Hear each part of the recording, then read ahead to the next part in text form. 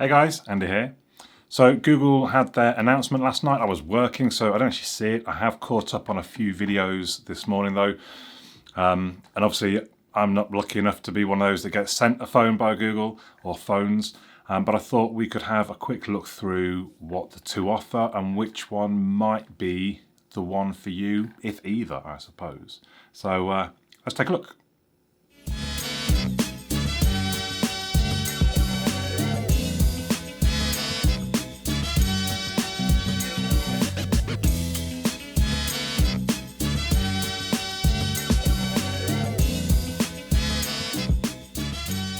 So I've got on my screen the 6 Pro, the 6 and the 5. I thought throw the 5 in, it wants me to do 3 anyway, so we might as well throw in what I've already got, although to say no longer available. So I don't know if that maybe that helps the price of the 5, I don't know. I think it's also worth pointing out this, this blue bar at the top, pre-order the 6 or the 6 Pro and claim a sort of Bose 700. Worth 350. Now they say worth, that might be what you buy them new, but they're probably worth about 180, 150. So I think that's worth factoring into your decision. The 6 Pro at let's say 850 and the 6 at 600, you could probably knock, even a conservative estimate of 150, I would have thought you could knock 150 off for money you can get back by selling those headphones. That's what I did with the 5, it definitely worked with the 5. So my thought was it'll probably work with the 6 and the 6 Pro, but we'll come to that a bit later. Let's take a look through the comparison. So there's different colours available, but the first real difference is the size, obviously. Now, I'm on the Pixel 5 at the minute, as I said, with a 6-inch screen, and the incomings are 6.4 and 6.7. Now, one of the reasons I quite like the 5 is because it's a bit smaller. I'm into smaller phones these days. So the 6 means we're going back to bigger devices. And most people are happy with that. Most people prefer a bigger screen, so let's not worry too much about that. When we come down to the displays, it is one of the places where there is the difference between the 6 and the 6 Pro. So not only the size, but the pixel density. So the 6 Pro being a 1440p screen against a 1080p of the 6. It means the 6 is actually a slightly taller, thinner device than the 6 Pro. And then up to 120 Hz on the Pro and only up to 90 Hz on the 6, but then the 5 was only ever up to 90 as well. Not really much else to note, I wouldn't suggest on the rest of that. Battery is interesting. Again, bigger devices means we get in bigger batteries, 5000 and 4.6 against the old 480. Not really much else to see there. Design, not a huge amount. They're all IP68. So memory is the next differentiator. The Pro goes up to 12 gig and the 6 has 8 gig. Both of them UFS 3.1, which is good news. Security, we get to see the Titan M2 is in there, upgraded from the original M. Fingerprint Unlock on both of them is going to be in-screen, so that's going to be quite interesting. I do quite like the tactile feel of the fingerprint sensor on the back of the Pixel 5. Early reports seem to be that the in-screen fingerprint sensor is pretty good though, so let's hope that's okay. Now here's the big news, I think, the processor, the Google Tensor. So it's not Google made, but it's Google designed. We think it's made by Samsung. I don't know if we had that confirmed or not, but it is Google's own designed Tensor chipset, and it is the same, as far as anyone said, in the Pro and the regular, which I think is quite an important factor. And then you look back at the 5 and it was the Snapdragon 765G, which, let's be honest, was effectively a higher mid-range processor. So Google going back to, I think it's going to claim, the sort of high-end processors. Cameras, another differentiator. So the rear camera, we're going to 50 megapixel, which I think is quite interesting, but I would imagine they're going to, quad PD, quad bare wide, I don't exactly know what quad Bayer. But I would imagine you're not going to get 50 megapixel images. You're going to get sort of 12.2 or something, and it's going to take 4 pixels and make them into 1 pixel. That's normally how these things work. You might have a pro option of going 50 megapixel, and I would imagine in use you're going to think, I don't need that, I'm going back to the 4-in-1 12 megapixel. So, in fact, yeah, the old one was 12.2, sorry. So yeah, I think that's what they're going to do. We'll wait and see. Interesting that the aperture's actually got slightly worse than the 5, but the chip itself apparently is a lot bigger, and just generally a lot more light can be used on it, so it should be better in dark. People talked a lot about the Pixel 5's processor and camera and lens were actually quite dated. I mean, I think they still give fantastic results, and part of me said, well, just stick with the 5. It does fine. It does really good photos.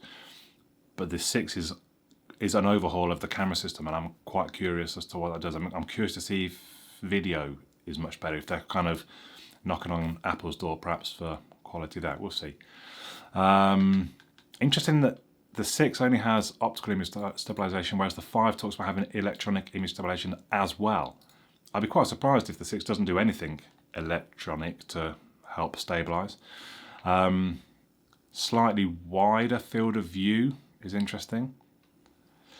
And then the ultra-wide camera, 12 megapixel as opposed to 16 in the old f2.2, the same. Not quite as wide, and even less so in the 6 Pro. I thought that was interesting. And then the Pro has a 48 megapixel telephoto, which obviously the rest of the stats don't look as good, but I did just watch the video Google's own video where they're saying you can do 20 times and it will still be sharp. I mean, that's actually quite impressive. I don't know how much I want a telephoto lens or how much I use one, but 20 times, if it's still sharp, would be very impressive. Front facing, the Pro has an 11.1 with a 94-degree ultra wide, whereas the 6 is just 8 megapixel with 84 degrees. So that's quite interesting. I would quite like an ultra wide front facing. I did enjoy that was it in the 4? No, I don't know. But yeah, I do see the benefit of an ultra wide front facing. Camera features, not really much to mention here. Possibly, so all these bits down the bottom are the new magic eraser. That could be very interesting. We think that's that thing they talked about where you take a photo through a fence and it can remove the fence. Whether or not it really does, I guess we'll wait and see. Motion mode and the face unblur. We have to wait and see what they're like in the in use, basically. Stereo speakers, 3 microphones, noise suppression, no headphone jack, no micro USB slot. SD card slot. Sorry, I'm not really bothered by those. Neither of those really bother me. I use Bluetooth headphones. I store a lot of stuff in the cloud. I think I've still got loads of space left on my Pixel 5, which was I think 128 gig. So I'm fine with that. Because I think I've been reading a lot of people couldn't order 256 gig versions yesterday when they were placing their orders. So, which is right for you?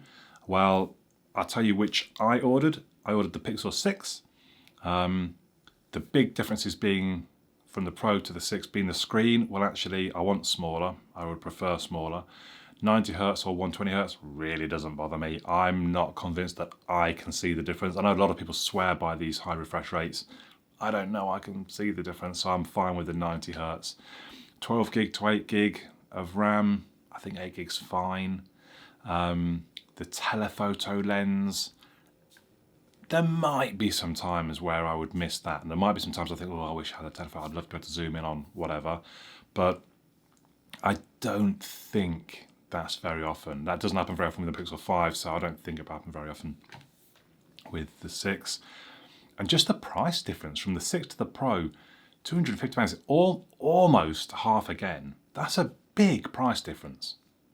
When a lot of the Pixel 6's sort of uniqueness and USP is its software and what goes on, and they're going to be the same on both of them. And then, a lot of the other things are the same, like the processor. The actual raw power of the device is going to be pretty much the same.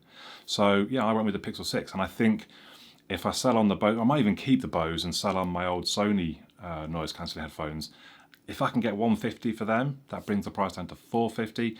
If I can then sell my Pixel 5 on for, let's say conservatively, like, I don't know, 280. Basically, I can upgrade for about around about £200, which just seems like a good deal. If you go into what's closer to higher end, there is a trade-in option, which I was quite interested by because Samsung's trade-ins were really good. I mean, Samsung, the amount of times I almost bought a Flip 3 in the last month, because at one point they were offering £400 for the OnePlus 8 Pro, which I had. £400, I just got just over 300. I've just sold that recently.